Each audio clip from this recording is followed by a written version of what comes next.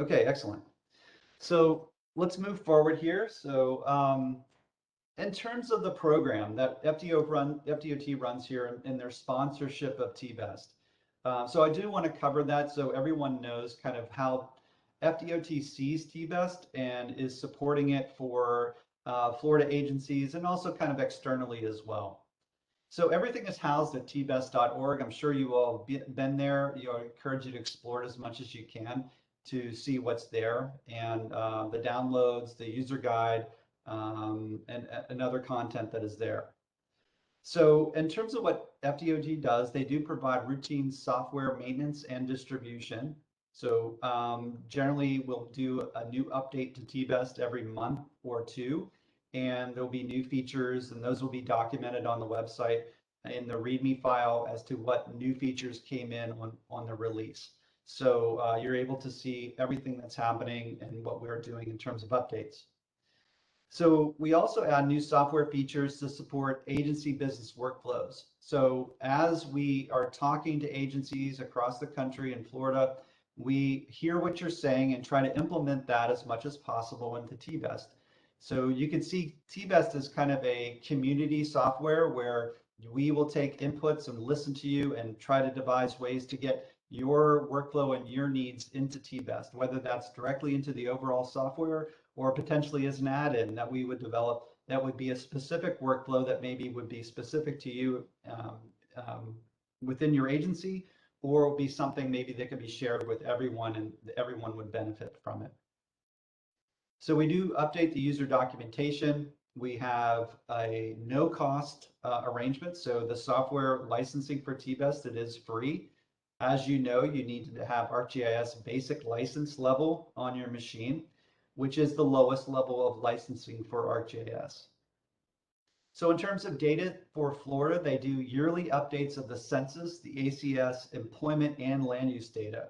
So we'll talk more detail about that, but TBEST for all the Florida agencies, it's directly downloadable and usable to you, and actually everything is kind of pre-configured for you to be able to use TBEST kind of out of the box using the latest and greatest data. So that includes pre-coded networks and GTFS integration for the Florida agencies. We also have model definition file updates occasionally that would be pushed out. In terms of outreach, the website has a user forum. There also is a SE data configuration outside of Florida guidance. And because we have so many folks outside of Florida on the line today, I'm going to just exit out of this and I'm going to go to my browser and show you just where that exists here. So if you go to the downloads dropdown, you can see there is socioeconomic data configuration outside of Florida. So if you click that link, it will take you to this page where you have templates that would be assist you for configuring the American Community Survey data specifically to a release year. So the ACS 2019 is the latest release year. And I think the 2020 data normally would be coming out about right now. But I think as far as we looked on the census website, and I think it's pushed until March. So this will remain the latest and greatest until further updates from the Census Bureau, plus the 2020 census will be coming out around the same time next year. So we are going to be looking into that. And also we'll be providing guidance for that as well as templates for it as well. So once all that data hits and we're able to analyze it and construct our templates, we'll push that out and make that available to everyone. Now the templates are contain not only just kind of data templates, but also it contains an executable file that will actually do a lot of the data kind of configuration for you for TBEST. So just bear that in mind too. It's a great tool for you. Now the overall guidance is listed in this guidance document, which is a step-by-step procedure for configuring your socioeconomic data in terms of your census and ACS, but also employment data from LEHD, and even your land use parcel data, step-by-step guidance for that. Now, of course, we can't address everyone in terms of, everyone has different data that's coming in, especially on the land use side and on the employment side. So, we can't tell you exactly what to do, but we do tell you as much as we can in terms of how to configure it for TBEST. Okay, so I thought that was important to make sure everyone knows ahead of time. If you're outside of Florida, we're not leaving you out of this. You have very specific guidance on how to construct your initial socioeconomic data. That is your, formation for your TBEST that you have to use and have to have configured for TBEST. All right, great. So let's switch back.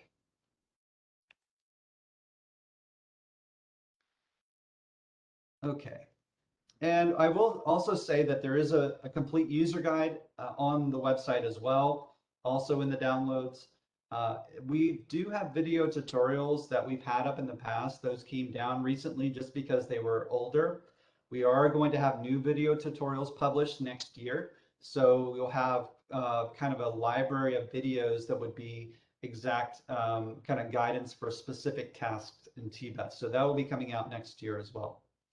You also have research that's ongoing. So modeling methodology improvements, evaluate TBEST to support new business workflows for agencies. So all of that is ongoing, and kind of, the research end plus all the agency input is what really makes TBEST a great tool for people to use. So as I mentioned, Service Edge Solutions, Matt and I are the software development, implementation, and technical support. Now, I will mention the technical support side because FDOT provides technical support to all Florida agencies. So if you need any help and you're on a Florida project, you can be an agency or a consultant. The job that you're working on as a consultant has to be relative to a Florida project. So just keep that in mind, that if you have any questions about TBEST, installing, using, etc., then just email us or call us and we'll be able to help you. Now, Cutter, the Center for Urban Transportation Research, has been involved with TBEST for the full 20 years of its existence. And so they're primarily at this point on the research end and not as engaged in terms of, the actual kind of software development. So a couple other just brief acknowledgments for the training. So some of the data that we were able to get for the training that really is helping out in constructing this and making this good is from RTS in Gainesville, their GTFS data, their ABC stop level ridership data. The North Central Florida Regional Planning Council gave us some TAZ data sets for the Gainesville area. HDR, we interviewed their staff on their TDP application experience at several Florida agencies, and also acknowledging all of those consultants and agencies that have communicated with us and engaged with TBEST and fed back and made TBEST a better tool. So let's answer the question, why TBEST? And I think we've already kind of set the framework for this, that it's not necessarily an operations tool that we use, such as Trapeze or Hastis or some of the other tools that are on the market right now. It's not really a long-range tool, such as Cube or Transcad or even the STOPS model. It's more of the short term, so 0 to 10-year kind of time frame is what we would expect for TBEST usage. So the 10-year is kind of in line with the 10-year TDPs that FDOT requires. And we'll also mention that it is an approved methodology for ridership estimation. So obviously FDOT sponsors it. The data that comes out of it in terms of ridership estimation is something that would be pre-approved for you if you use TBEST in your TDP. So just some of the software objectives. So what do we want to achieve with TBEST? And some of those are listed here. So number one is data integration, where we're integrating the national data, regional data such as TAZs, and local data such as GTFS. We embed agency policies and operating conditions such as your Title VI policy, your cost per hour or per mile, some of your layover properties, and other service and operating conditions. Number three is transit focus, where TBEST is set up for transit. It does contain some elements of other modes in terms of the mobility areas, but primarily the workflows are designed around transit-specific planning issues, and so it's meant for that. Number 4 is scenario planning, where you quickly build transit service and socioeconomic growth alternatives. So that's the point of this is, changing your network, changing the conditions, and see what happens and what the impacts of those changes will be prior to implementation. Number 5 is efficiency, consistent, streamlined, and repeatable analysis workflows. And so this is something that's important in terms of just even if you think about obviously repeating steps. So if you want to repeat the same analysis, but change the variables a little bit, there's all kinds of wizards that are very helpful to make that happen. And a lot of the tools are embedded in Tbes so that every time you do them, the results will be the same and you would change the inputs a little bit. I also say this relative to staff turnover. So at an agency, if you're seeing staff turnover, you're using all kinds of methodologies to do analysis, and all of a sudden you lose that key person that was doing all of this, and then you're trying to replace them, and then the next person, it takes them 6 months to figure out what was happening. So we try to make everything standardized in Tbes so that the next person can pick it up and start to use it as quickly as possible. Number 6 is communication. So dashboards, maps, tables, and charts targeted at decision makers so that they have the ability to interpret the results, interpret what's happening in a future context, and make a decision about what's the best path forward. And essentially have Tbes tell the story of your planning application. And 7 is cost effective. We've talked about that. Free software, documentation, training videos, internal agency tool set. And so it's meant for you to use internally. This also is good for the agencies too, because they may want to test alternatives that they don't necessarily want to get out of their agency before they might go to the MPO or the DOT. So they can do their own internal testing without kind of assistance from different agencies or their input. So they're meant for their internal decision making. So some unique features of Tbes, it's on the Esri platform, which integrates their licensing, data, and extensive desktop and web GIS tools. So basically any map and data that you have in Tbes, you can push the export button and not only will it export the data out, but it will open it in the ArcGIS environment in the same way that it's displayed in Tbes. You can also push that data out to other web tools, and so that would include ArcGIS Online, where the data that exported from Tbes is directly compatible, and you can upload it and start to make maps in ArcGIS Online using the data from Tbes. Number 2 is ridership by estimation. Obviously, this is something that not a lot of tools do this specifically, especially by time of day and direct plus transfer. So it's a tool that it's inexpensive, and it provides this really valuable way of estimating ridership that's very comprehensive. Number 3 is land use analysis. So this is the integration of parcel land use for modeling and market evaluation. So the parcel level data is a very fine level of data, obviously, that goes directly into the model estimation. And also you're able to visualize it through market evaluations. And one of the key aspects of this is that it's tied to IT trip generation rates so that you can actually see the trip activity. And when I say trip activity, it's in-person trips. So it's more activity levels relative to trip making of individuals for any trip purpose. And so that is one of the key aspects of Tbes as well, as that integrates that level of data into your model, into your market analysis. The 4th is socioeconomic growth, where it integrates the zonal MPO projections. So you're not just growing your population employment randomly or generically, you're growing it so that it's in line with the MPO's growth projections. Number 4 is stop level observed ridership that you integrate through the GTFS. And this is a really powerful tool to be able to use inside of Tbes, and we'll show you some examples of how that works to show load ratios, passenger miles, and evaluation of observed performance in multiple contexts. Number 6 is scripting. We talked about this using the TBEST API to construct add-ins. So this expands TBEST into many, many abilities that go out of the box that allow you to create your own basically solution for your workflow. And 7 is local control. So you control the data that goes into TBEST. It's not being controlled on a website or somewhere other than where you can actually see it and touch it. So all of it is something that's under your local control, and you're able to guide your analysis through the data that you want. So in terms of implementation steps, we've already, I think most everyone here has done an installation, so they've installed it with ArcGIS. Now, the second step is will vary. So the second step for Florida would be to download TBEST data that's already pre-configured for you. And that would be your transit system directly from within TBEST or any transit system.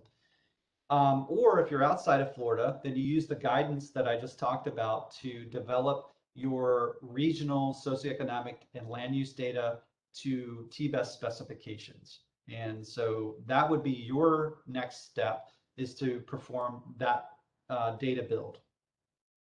Number 3 is validation, which is to develop the base transit service and market conditions and validate the TBEST ridership estimations with observed ridership. So this is where we're actually merging all of our data together, putting it through the ridership estimation, and then using an additional input of observed route level data in terms of ridership data to set the context for the ridership estimation for the travel demand in your local area. So this validation process is a fitting of the TBEST model ridership estimation with the observed ridership for your particular area. Number 4 is application. So that's when you as a planner develop alternative scenarios to support specific projects, including your TDP, service plans, grants, etc. And then finally, sharing. This is where you get the data out of TBEST, and you have either data products or reports that go out to the public via ArcGIS Online or ArcGIS or GTFS, or into documents, etc. So this is kind of the overall implementation and kind of the larger steps for implementing TBEST. We're going to get into the details of all of these in our next sections.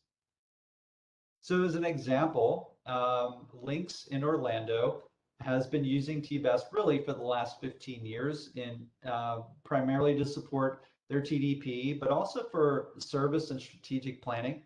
They have imported their APC stop level ridership into TBEST. They support not only TDP and COA, but route optimization studies. They have recently used it to analyze community redevelopment areas and business districts for markets and accessibility and ridership.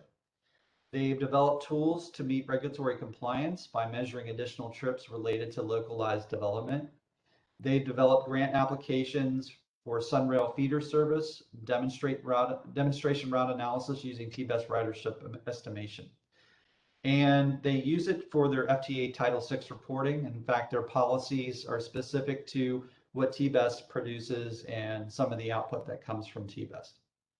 So if you have questions about your TBEST implementation at your agency, Lynx is a good reference. They do a lot with TBEST, and if you have questions about it, you can talk to Miles O'Keefe or Francis Franco at Lynx, and I'm sure they won't mind taking a few minutes to answer your questions.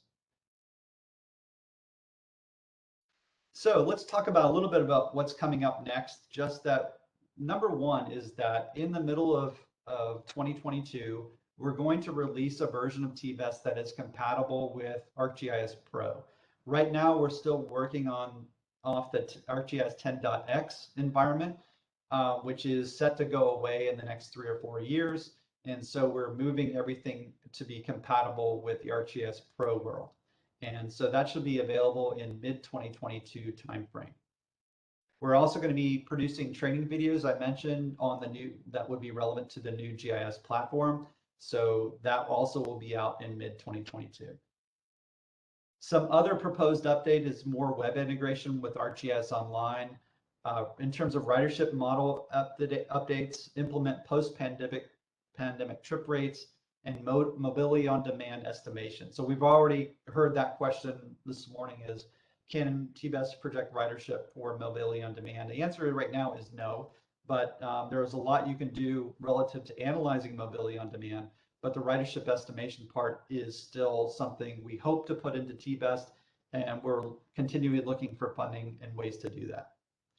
So other updates are new external data connections through APIs, and hopefully a TBEST scripting workshop down the line that would help users develop their own tools for TBEST use. Okay, so let's answer any questions that came out. Yeah, there was a couple questions about APC integration and whether you need APC ridership to estimate stop level ridership. The APC data, the stop level data is optional. You do not have to have it. And it can be used to kind of roll up to the route level if you do implement it.